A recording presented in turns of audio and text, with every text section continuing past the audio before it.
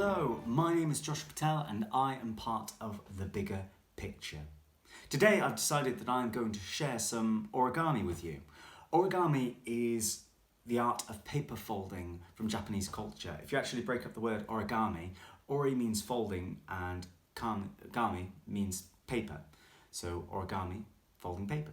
And my theme for today's tutorial is simple pleasures and self-care. For me personally, origami is a nice creative outlet. I find it very relaxing, it de-stresses me, and it's just very, very soothing. And I tie it in with self-care because sometimes it's nice just to stop and do something for yourself. And it's a reminder that that's okay to do. It's okay to have those moments where you just think, I've got to stop and I've got to think about myself. It's very important to take care of yourself in whatever way that you feel is right. Cool. So today what we're going to be making is a paper crane. This is like the most traditional piece of origami. That is because in Japanese culture, the crane is considered a mystical and holy creature. And actually, funnily enough, according to Japanese legend, if you were to fold 1,000 paper cranes, the gods would grant you a wish, or they would give you eternal happiness and eternal good luck and fortune. And this is because it is said that the mystical creature, the crane, lives for 1,000 years. So folding a paper crane for 1 year of its life gives you 1,000. What you are going to need is a piece of scrap paper that you have. So I've, again, so that you don't need to go out and buy A4 paper or anything. I've got an envelope here, I've got some pastel paper I found in the drawer. There's also some newspaper at the scrap paper bin. Whatever you can get your hands on. And also, you might need some scissors. Now, we're going to go from here to here. Ready? There we go. So, you see here, we've got our piece of paper. Now, I've left it in a rectangular shape. So, because I want to utilise the pink since the other side is white, I'm going to turn it upside down because that way the colour will be on the outside of the paper crane. But to start off with, I'm just going to take a fold from one corner to the other. I say to the other, not here, but just along this straight line. The reason I do this is you're making a right angled triangle shape. And by doing that, you then end up with, if you take that bit away, a square shape. So, nice easy way to go from A4 down to a square is to fold along that way in half. Then you take this bit and you're just going to fold that over like so. Along that straight line there. This can be a bit tricky because of course you can't actually see what's happening under there. But then fold that, so then you've got that line. And then you can go the opposite way and just fold it again backwards. This is just to make a crease so that it's clearer to see. And then you've got that. You could rip it if you want, or what I'm going to do is I'm going to take a pair of scissors just so it can be cleaner cut.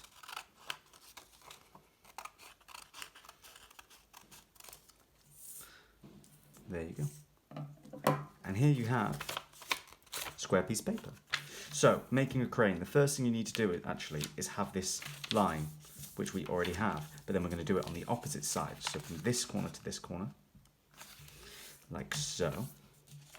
Then in a square shape, we need to fold in half that way and that way. So, just going to do that. And I'm going to do it this way as well. So then you should have crease lines on both horizontal and vertical axis, but then also on the diagonal lines. Now, turn it so it's this diamond shape, and then what we're going to do is along the one diagonal, I'm just going to fold it like that towards me. But then you'll notice, here's that crease from where I folded it on the diagonal.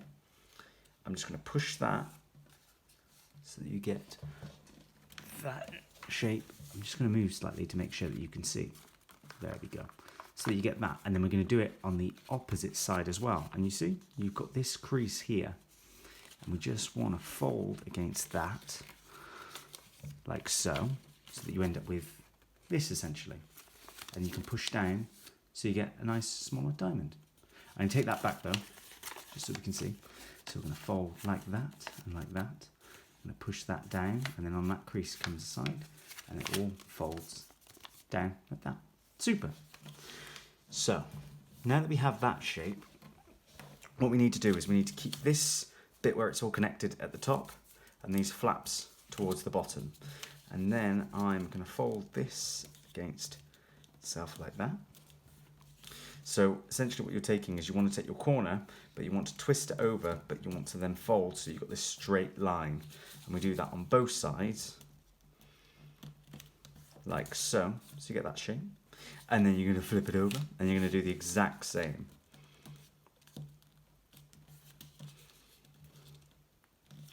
Until you get a kite shape. Cool. Are you with me so far?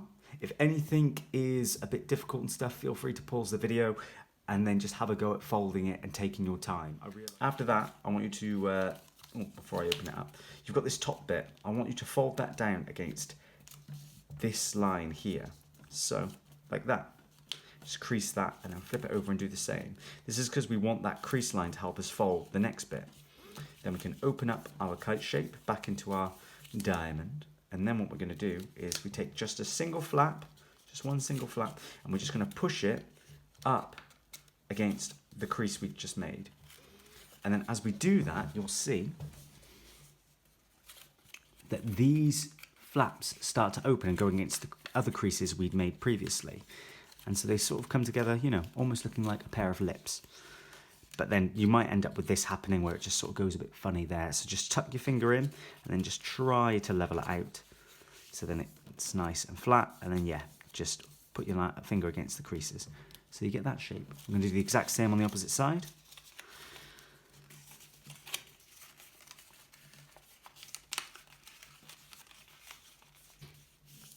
There we go. And there you have it. And then now we're going to do similar to what we did to make the kite shape a moment ago. We're going to take this and we're going to fold it like that. So you're just getting that almost half along this line here and bringing this edge over to here so that you get that fold. Yeah, I'm going to bring that to the camera so you can see. Like that. There we go. And then we're going to go on the opposite side and do the exact same. Yep. So you get that shape. And then we're going to fold it over and do the exact same here. And here. Until you've got this shape. Now we're almost there, but I want you to take these two little legs and I want you to just bend them up towards where it creases around here. And just pinch it. Don't have to be a hard crease, you're just going to pinch it like so. And then this side you're just going to open. And you're going to push upwards.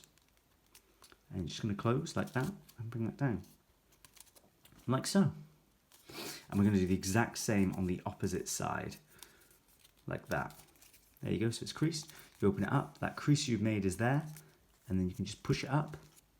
Like so. And then it will bend back on itself. And you just close it. There you go. And it sometimes might end up like that. So you can just literally hold your finger and thumb at the center. And then just slowly, whilst I'm sort of pulling away from it, I just sort of bring it out like so. Or it might end up like somewhere down here and you can do the exact same and just bring it up. Then pick which one isn't the straightest, because whichever the straightest will be the tail. So this one's quite straight, so I'm going to have this as the tail. And this one will become the head. So I'm just going to open that out. I'm going to bend that down. All I'm doing is bending it downwards. And then if you push it all the way down, like so, you'll see it then can crease against itself. And then all I'm going to do is just pinch that top bit there, straighten it out, and there you have it. And then with my thumb and finger there, I'm just going to bring the wings down. I'm not going to push against the two sides, I'm just going to push to make a crease just at the center. Do the exact same on this side. And there you have it, your paper crane.